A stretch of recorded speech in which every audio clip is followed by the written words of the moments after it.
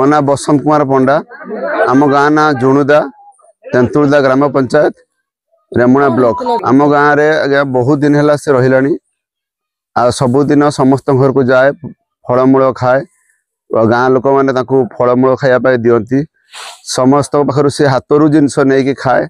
आज दुर्भाग्यवशत आज से बिस्कुट खाई सारा पर आम उमाकांत जेना घर स्त्री बिस्कुट देला खाई सारा से बांकड़ आमर कुकुर हाबुड़े बुला कुकुर हाबुड़े पड़गला ताकू से मैंने कामुड़ा द्वारा तार से मृत्यु मृत्यु मुखे से पड़ा।